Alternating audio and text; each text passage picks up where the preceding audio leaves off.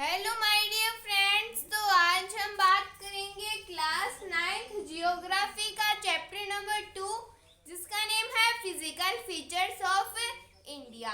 तो इस वीडियो के अंदर आज हम बात करने वाले हैं द नदन प्लेन्स के बारे में। तो इसके पिछले वीडियो के अंदर हमने जो हिमालयन माउंटेन है उसके बारे में डिस्कस किया था, और हमने देखा था कि जो हिमालयन माउंटेन है उन्हें लॉन्गिट्यूड के अकॉर्डिंग डिवाइड किया गया है। कौन कौन सी कैटेगरीज में? उन्हें हिमाद्री, हिमाचल और शिवालिक रेंज के अंदर डिवाइड किया गया है। फिर हमने देखा था कि उन्हें रिवर के बेसिस पे भी डिमार्केट किया गया है। तो उसमें भी 4 टाइप्स थे हिमालयास के। कौन कौन से थे? पंजाब, कश्मीर या फिर हिमाचल हिमालयास, और फिर नेपाल हिमालयास, कुमाऊं हिमालयास और आसाम हिमालयास। तो ये सब कुछ हमने हमारे पिछले वीडियो के अंदर जान लिया था। तो हमने हिमालयन टॉपिक तो हमारा कंप्लीट कर लिया। अब हमारा जो सेकंड पार्ट है इस चैप्टर का वो है नदन प्लेन्स के बारे में। अब नदन प्लेन्स का फॉर्मेशन एक बार फिर से रिकॉल करना है। पहले तो हमने देखा था कि ये है यूरेशियन प्लेट और ये है इंडो ऑस्ट्रेलियन प्लेट, और ये दोनों प्लेट क्या करती है, दोनों आपस में आके टकराती है और बाद में ऊपर से कोलाइड हो जाती है। ये यूरेशियन प्लेट है तो ये तो रुकी हुई है, और ये इंडो ऑस्ट्रेलियन प्लेट है तो ये यूरेशियन प्लेट के पास में आती है, और फिर ऐसे माउंटेन्स बन जाते हैं। लेकिन बाद में यहाँ पे क्या होता है, एक नीचे डिप्रेशन बनता है, ऐसे एक डिप्रेशन बनता है, और बाद में वो डिप्रेशन किससे फिल होता है? जैसे ये हिमालयाज है और इसके बीच में से डिप्रेशन बन गया और ये पूरा हमारा लैंड वाला एरिया है, तो ये यहाँ पे क्या बना, बीच में डिप्रेशन बना। अब ये डिप्रेशन फील किससे होता है? ये ऊपर से जो हिमालयास है यहाँ से रिवर्स जो है वो बहुत सारी फ्लो होती है, बहुत सारी रिवर जो है वो फ्लो होती है, और वो अपने साथ में कुछ सेडिमेंट्स लेके आती है। तो वो अपने साथ में कुछ सेडिमेंट्स लेके आएगी, तो बाद में वो जो सेडिमेंट्स है वो यहाँ पे डिपॉजिट होते जाएंगे। तो ये यहाँ पे जो सेडिमेंट्स है वो डिपॉजिट होते जाएंगे, और बाद में ये वाला जो एरिया है ये भी पूरे प्लेन के अंदर आ जाएगा। तो वैसे ही हमारे क्या बने थे, नदन प्लेन बने थे। पहले हिमालयन माउंटेन बन गया था, बीच में कुछ डिप्रेशन थे, और वो डिप्रेशन किससे फिल हुए? जो हिमालयन माउंटेन्स था वहाँ से जो रिवर्स फ्लो होके आ रही थी वो अपने साथ में कुछ सेडिमेंट्स लेके आ रही थी, कुछ मिट्टी के कण लेके आ रही थी, और बाद में वो सेडिमेंट्स फिल किससे हुए? तो जो रिवर सेडिमेंट्स लेके आ रही थी, बाद में वो जो सेडिमेंट्स है वो इस डिप्रेशन के अंदर फिल होते चले गए, और बाद में हमारे जो नदन प्लेन्स है वो बन गए। तो ये कैसे बने? The Indus, the Ganga and the Brahmaputra along with their tributaries. तो जो इंडस रिवर है, जो ब्रह्मपुत्र रिवर है और जो गंगा रिवर है और उनकी जो ट्रिब्यूटरीज है वो सब मिलके क्या बनाती है? वो सब मिलके बनाती है नदन प्लेन। तो ब्रह्मपुत्र रिवर जो आसाम वाला एरिया है वहाँ पे तो ब्रह्मपुत्र रिवर ने बना दिया क्या, जो नदन प्लेन है। और इंडस रिवर तो जो पाकिस्तान वाला पंजाब वाला एरिया है वहाँ पे इंडस रिवर ने बना दिया क्या, नदन प्लेन। और गंगा तो बीच वाला जो एरिया हो गया। तो वैसे ही नदन प्लेन्स को भी हमारे 3 पार्ट्स के अंदर डिवाइड किया गया है, वो भी अभी हम पढ़ लेंगे। तो एक तो इंडस रिवर ने, एक गंगा रिवर ने और एक ब्रह्मपुत्र रिवर ने, इन तीनों ने क्या किया, जो नदन प्लेन्स था वो बना दिया, और इनकी कुछ ट्रिब्यूटरीज भी थी। ट्रिब्यूटरीज क्या होती है? जैसे ये एक रिवर है और इस रिवर के अंदर बहुत सारी रिवर्स, इसके अंदर बहुत सारी रिवर्स, अब जैसे ये मेन रिवर है, अब और भी बहुत सारी रिवर्स जो है वो इसके अंदर आके मिल जाती है, तो वो क्या कहलाएगी, इसकी ट्रिब्यूटरी। तो ये एक मेन रिवर थी, इसके अंदर बहुत सारी रिवर्स जो है दूसरी रिवर्स वो आके मिल जाती है, तो बाद में वो ट्रिब्यूटरीज कहलाती है। एलुवियल सोयल, अब ये जो डिप्रेशन फिल हुआ था, ये नदन प्लेन जो है उसका ये डिप्रेशन था। अब ये डिप्रेशन रिवर्स जो थी वो अपने साथ में सेडिमेंट्स लेके आए और बाद में वो उन्होंने डिपॉजिट कर दिए। तो यहाँ की जो सोयल होगी वो फर्टाइल होगी, वो एलुवियल सोयल होगी। तो बाद में वो यहाँ की जो सोयल होती है उस नदन प्लेन की, वो कौन सी सोयल होती है, एलुवियल सोयल, और जो सेडिमेंट्स बह के आते हैं वो फर्टाइल भी होते हैं। तो ये सोयल एलुवियल भी होगी और फर्टाइल भी होगी। It spread over an area of 7 lakh square kilometre, और हमारा जो नदन प्लेन है वो पूरा 7 लाख स्क्वायर किलोमीटर तक फैला हुआ है। तो नदन प्लेन जो है वो स्प्रेड है 7 लाख स्क्वायर किलोमीटर तक।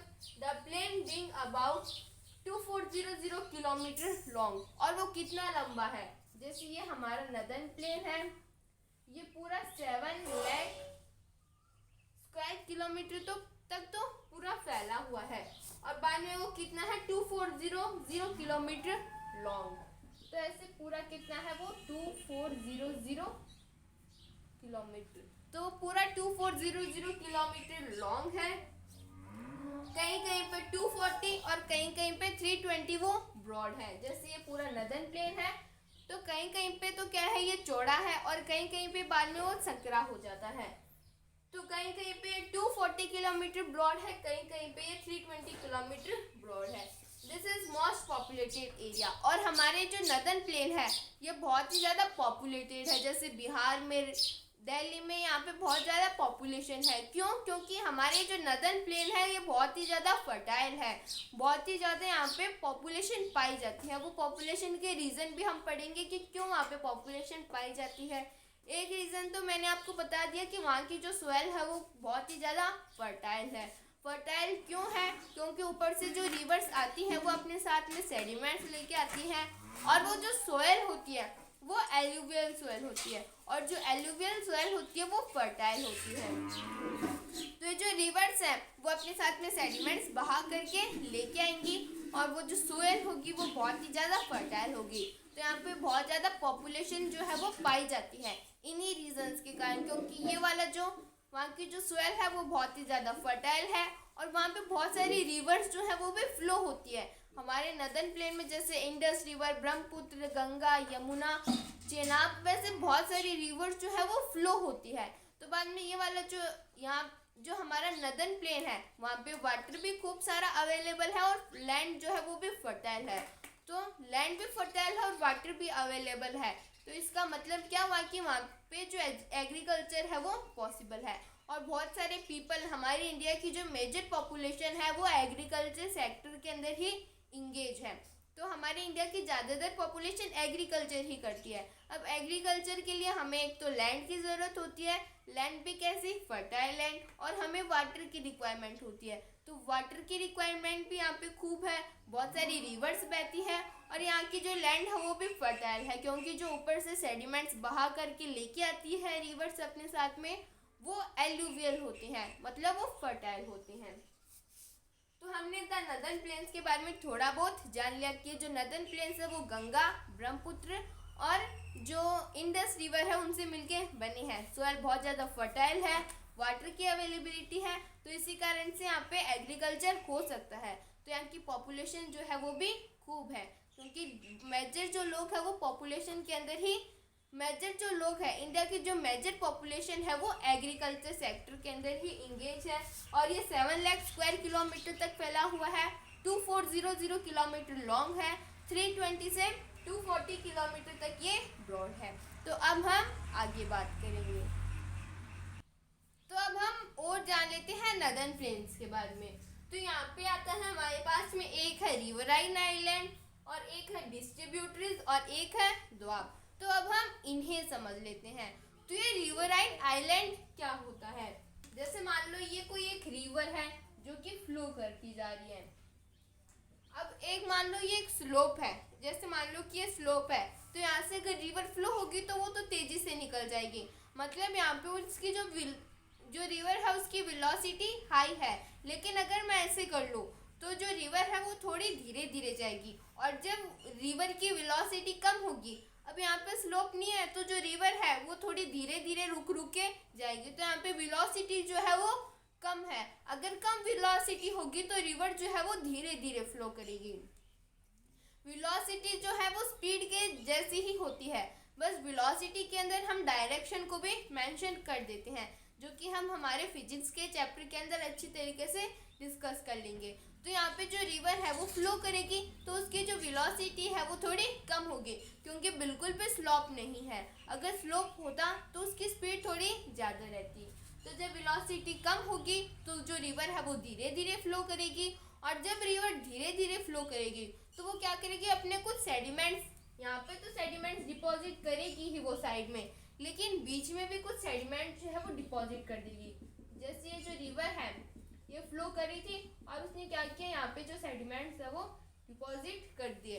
तो जब वो उसने सेडिमेंट डिपॉजिट किए तो यहाँ पे क्या बन गया, ये कैसे लैंड बन गई पूरी। तो तो ये क्या बन गई, हमारी लैंड बन गई। लैंड कैसे बनी, जो रिवर थी उसने अपने सेडिमेंट्स को डिपॉजिट किया, और जब उसने सेडिमेंट्स को डिपॉजिट किया तो यहाँ पे एक थोड़ी सी जमीन बन गई। तो ये हमारी क्या हो गई, रिवराइन आइलैंड हो गई। जब रिवर जा रही थी उसकी वेलोसिटी कम थी, और उसकी वेलोसिटी जब कम थी तो वो धीरे धीरे फ्लो करेगी। और अगर मान लो वेलोसिटी ज़्यादा भी होगी, तो अगर मान लो उसने रिवराइन आइलैंड बना भी दिया तो वो इतनी स्पीड से फ्लो करेगी कि ये जो रिवराइन आइलैंड है इसे भी बहा के ले जाएगी। तो वेलोसिटी कम थी, इसी कारण से ये रिवराइन आइलैंड जो है वो बन पाया। रिवर ने क्या किया, अपने सेडिमेंट्स यहाँ पे डिपॉजिट कर दिए। अब ये जो रिवराइन आइलैंड बना है, इसके कारण से जो रिवर है वो अलग अलग डायरेक्शन के अंदर भी जा सकती है। जैसे अब मान लो, इसको हम फिर से समझते हैं। ये एक रिवर है, ये आ रही थी ऐसे, और इसको बीच में इन्होंने क्या किया, जो सेडिमेंट्स थे वो डिपॉजिट कर दिए। अब यहाँ पे क्या आ गया, रिवराइन आइलैंड आ गया। अब जो रिवर है उसे इसके साइड में से होकर गुजरना पड़ेगा। जैसे मान लो एक ऐसी जगह लो जहाँ पे वाटर जो है वो फ्लो करता है, और वहाँ पे बीच में क्या कर दो, एक पत्थर रख दो। तो जब हम पत्थर रखेंगे तो हमें दिखेगा कि जो वाटर है वो उसके साइड से होकर दोनों साइड से गुजरता है। तो वही यहाँ पे होगा, बाद में जो वाटर होगा वो ऐसे साइड से होकर ऐसे जाएगा। तो जब वो ऐसे जाएगा तो बीच में ऐसे एक साइड ऐसे फ्लो हो जाएगा वाटर, और एक साइड ऐसे हो जाएगा, मतलब उसके डिस्ट्रीब्यूटरीज बन जाएगी। जब वो ऐसे जाएगा तो क्या बनेगी, डिस्ट्रीब्यूटरीज जो है वो बनेगी। तो जैसे ये रिवर थी, यहाँ पे बीच में रिवराइन आइलैंड हो गया, तो ये जो रिवर थी वो अलग अलग डायरेक्शन के अंदर जाने लगी। तो हमने रिवराइन आइलैंड जो है वो पढ़ लिया। अब हमारी जो मजुली रिवर है, मजुली जो हमारा रिवराइन आइलैंड है वो सबसे बड़ा रिवराइन आइलैंड है, जो कि कौन सी नदी के बीच में बनता है, जो कि ब्रह्मपुत्र रिवर जो है उसके बीच में बनता है। आई रिपीट, जो मजुली रिवराइन आइलैंड है वो पूरे वर्ल्ड में सबसे लार्जेस्ट आइलैंड है, जो कि जो ब्रह्मपुत्र रिवर है वहाँ उस ब्रह्मपुत्र रिवर के अंदर बनता है, जो कि अब क्या है, जो कि अब डिस्ट्रिक्ट है। तो ब्रह्मपुत्र रिवर में जो मजुली रिवराइन आइलैंड है वो पूरे वर्ल्ड में सबसे लार्जेस्ट आइलैंड है, और जो कि अब क्या है, डिस्ट्रिक्ट है। फिर डिस्ट्रीब्यूटरीज, अब हमने रिवराइन आइलैंड पढ़ते पढ़ते डिस्ट्रीब्यूटरीज को भी समझ लिया, क्योंकि जब जो रिवर्स थी वो अपने सेडिमेंट्स को डिपॉजिट कर रही थी, तो जो रिवर है वो अलग अलग डायरेक्शन के अंदर भी जा रही थी। जैसे ये जो रिवर है ये आई, और इसने क्या किया, अपना जो पानी है वो डिस्ट्रीब्यूट कर दिया। एक साइड उधर चला गया पानी, और एक इस साइड आ गया। अब अगर मान लो यहाँ पे भी कोई रिवराइन आइलैंड होगा तो इसकी दो डिस्ट्रीब्यूटरीज बन जाएगी, एक पानी उधर जाएगा और एक पानी इधर जाएगा, तो वो क्या बन जाती है, डिस्ट्रीब्यूटरीज बन जाती है। फिर एक टर्म है दोआब। अब ये दोआब क्या होता है, तो दोआब में दो वर्ड्स हैं, दो और आब। दो का मतलब क्या होता है, टू, ये तो सिंपल सा वर्ड है, दो का मतलब हो गया टू, और आब मतलब क्या होता है, वाटर। तो आग का मतलब क्या हो गया, वाटर। पंजाबी लैंग्वेज में आग को हम क्या बोलते हैं, वाटर बोलते हैं। तो ये क्या हो गया, दो आग का मतलब क्या हो गया, दो वाटर। दो वाटर मतलब एक रिवर ये है और एक रिवर ये है। अब ये रिवर जो है वो जा रही है, मतलब एक रिवर, तो ये मान लो एक रिवर ये है और एक रिवर ये है। अब ये इनके बीच की जो जगह है ये क्या होगी, लैंड होगी। अब ये रिवर तो इतनी एरिया के अंदर जो है फ्लो करेगी। अब ये जो बीच की जगह होगी इसे हम क्या बोलेंगे, दोआब। तो टू वाटर का मतलब क्या है, टू वाटर मतलब दो रिवर्स के बीच की जगह को हम क्या बोलेंगे, दोआब बोलेंगे। तो हमने हमारी वाले जो टॉपिक है द नदर्न प्लेन ये कंप्लीट कर दिया। हमने रिवराइन आइलैंड पढ़ दिया, डिस्ट्रीब्यूटरीज भी हमने पढ़ लिया और दोआब भी पढ़ लिया। अब डिस्ट्रीब्यूटरीज और ट्रिब्यूटरीज में बिल्कुल भी कंफ्यूज नहीं होना है। ट्रिब्यूटरीज क्या होती है, मतलब एक रिवर है, इसके अंदर बहुत सारी रिवर्स आके मिल जाती है। और डिस्ट्रीब्यूटरीज के अंदर क्या होता है, एक रिवर है वो बहुत सारी दूसरी रिवर्स में डिस्ट्रीब्यूट हो जाती है, मतलब एक रिवर का पानी डिस्ट्रीब्यूट हो जाता है, तो वो हो जाती है डिस्ट्रीब्यूटरीज। तो हमने नदर्न प्लेन को तो समझ लिया, अब हम इसके क्लासिफिकेशन की बात करेंगे। तो अब हम बात कर लेते हैं डिवीजन ऑफ नदर्न प्लेन्स की, कि नदर्न प्लेन को कैसे कैसे डिवाइड किया गया है। तो जैसे मान लो ये हमारा पूरा नदर्न प्लेन है। अब एक बार हम इंडिया का अपर वाला पार्ट बना देते हैं। तो इधर ऐसे राजस्थान, हाँ तो जैसे मान लो ये इंडिया का अपर वाला पार्ट है, तो ये इतनी दूर में जो है वो नदर्न प्लेन फैला हुआ है। तो इतने एरिया को नदर्न प्लेन ने कवर करके रख रखा है। कितना एरिया है? 7 लाख स्क्वायर किलोमीटर। तो उसमें नदर्न प्लेन को 3 पार्ट्स के अंदर डिवाइड किया गया है। पहले आता है पंजाब प्लेन, तो इतनी दूर वाले एरिया जो है वो क्या हो गया? पंजाब प्लेन। फिर आता है गंगा प्लेन, तो इतनी दूर वाला एरिया हो गया गंगा प्लेन। फिर ब्रह्मपुत्र प्लेन। पहले आता है पंजाब प्लेन, फिर गंगा प्लेन, फिर ब्रह्मपुत्र प्लेन। तो पंजाब प्लेन के अंदर क्या है? Western part. अब आपको दिख रहा है कि ये हमारा नदर्न प्लेन है पूरा। यहाँ पे पंजाब प्लेन है, यहाँ पे गंगा प्लेन है और यहाँ पे ब्रह्मपुत्र प्लेन है। तो हमारा ये जो पंजाब प्लेन है ये तो हमारा वेस्टर्न पार्ट ही है। तो जो पंजाब प्लेन है वो वेस्टर्न पार्ट है। अब पंजाब जो है वो एक तो इंडिया के पास में है और एक है पाकिस्तान के पास में। तो पाकिस्तान के पास में भी क्या है? पंजाब है। तो कुछ पार्ट जो है पंजाब का वो हमारे पास है, कुछ पाकिस्तान के पास। तो जो पाकिस्तान के पास में पंजाब है वो वाला एरिया भी किसके अंदर आता है? नदर्न प्लेन के अंदर ही आता है। तो वेस्टर्न पार्ट ये क्या है? हमारे पूरे नदर्न प्लेन का वेस्टर्न पार्ट है। कौन सा plain? Punjab plain. Formed by Indus and its tributaries. और ये किसने बनाया था? इंडस रिवर ने और उसके ट्रिब्यूटरीज ने। अब इंडस रिवर, जैसे इंडस रिवर जो है वो यहाँ से फ्लो होती है और बाद में ऐसे पाकिस्तान के अंदर जाती है। तो इंडस रिवर, अब यहाँ पे हम समझते हैं। जैसे मान लो ये क्या है? इंडस रिवर है। अब इंडस रिवर ये फ्लो हो रही है। अब इंडस रिवर की ट्रिब्यूटरीज कौन कौन सी है? ट्रिब्यूटरीज कौन सी होती है? मतलब कोई एक रिवर है, मेन रिवर, इसके अंदर बहुत सारी रिवर्स जब आके मिलती है तो उसे हम बोलते हैं ट्रिब्यूटरीज। तो एक बार इसे इरेज कर देते हैं। अब जैसे मान लो ये क्या है? इंडस रिवर है। अब इंडस रिवर की ट्रिब्यूटरीज एक हो गई झेलम, एक हो गई चेनाब, एक हो गई रावी, एक हो गई ब्यास और एक सतलज। अब ये हो गई झेलम, ये हो गई चेनाब, ये हो गई रावी, ये हो गई ब्यास और ये मान लेते हैं सतलज। तो ये क्या है? इंडस रिवर के ट्रिब्यूटरीज हैं। कौन कौन सी? झेलम, चेनाब, रावी, ब्यास और सतलज। ये क्या हो गई? ट्रिब्यूटरीज हो गई इंडस रिवर की। अब सेक्शन वाज डोमिनेटेड बाय द्वाब्स। अब और क्या बनाती है? ये द्वाब्स बनाती है। द्वाब्स क्या होता है? दो रिवर है, इनके बीच की जगह को हम क्या बोलते हैं? द्वाब्स बोलते हैं। तो दो रिवर्स के बीच की जगह को हम क्या बोलते हैं? द्वाब्स बोलते हैं। लेकिन यहाँ पे तो हमें 5 रिवर्स दिखाई दे रही है, झेलम, चेनाब, रावी, ब्यास एंड सतलज। तो ये देखो, एक ये वाली जगह हो गई झेलम और चेनाब के बीच में, एक चेनाब और रावी के बीच में, एक रावी और ब्यास और एक ब्यास और सतलज। तो कितने टोटल कितने द्वाब्स बने? मतलब ये यहाँ पे कितने एरियाज बने? 5 एरियाज बने, क्योंकि 5 रिवर जो है उनके बीच की जगह के बारे में हम बात करें। द्वाब्स मतलब 2 रिवर के बीच की जगह। तो यहाँ पे तो लेकिन हमें 5 रिवर दिख रही है, तो वो क्या हो गया? पंजाब हो गया। 5 को हम क्या बोलते हैं? पंज।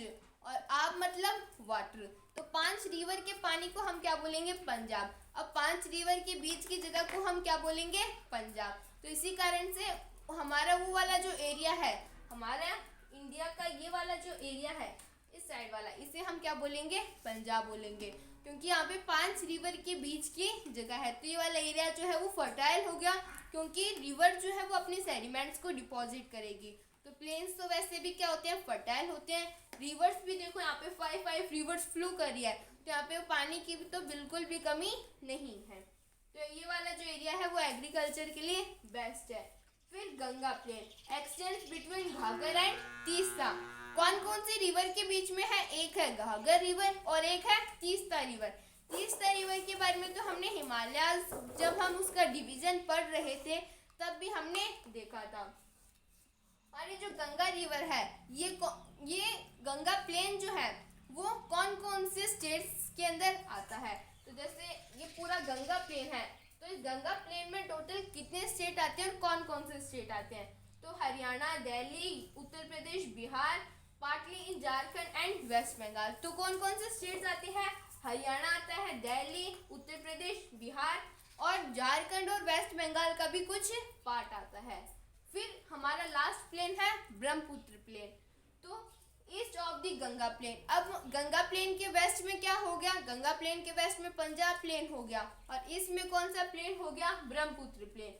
तो ब्रह्मपुत्र नाम से ही हमें पता चल रहा है कि जो ब्रह्मपुत्र रिवर है वहां पे जो प्लेन है वो हो गया हमारा ब्रह्मपुत्र प्लेन।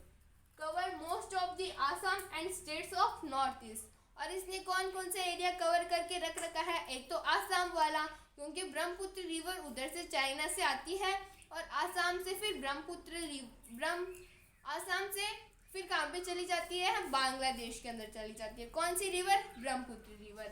तो ये ज़्यादा आसाम का एरिया कवर करके रखता है। कौन सा प्लेन? ब्रह्मपुत्र प्लेन। और हमारे जो नॉर्थ ईस्ट स्टेट्स हैं उनके भी कुछ पार्ट्स हैं। तो नॉर्थ ईस्ट जो स्टेट है वहाँ पे भी हमारे ब्रह्मपुत्र प्लेन जो है वो फैला हुआ है।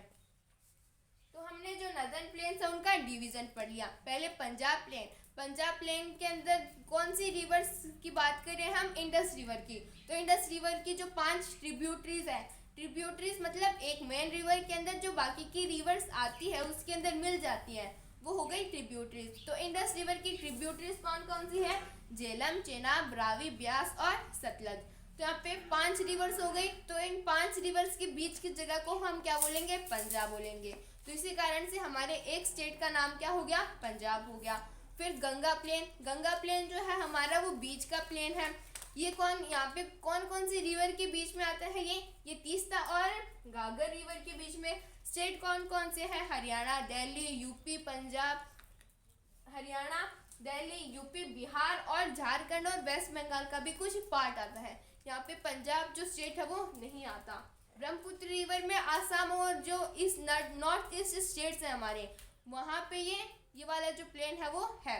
और ब्रह्मपुत्र जो प्लेन है वो गंगा रिवर के ईस्ट में है या फिर गंगा प्लेन के ईस्ट में है। तो हमारी वाला जो टॉपिक है वो कंप्लीट होता है।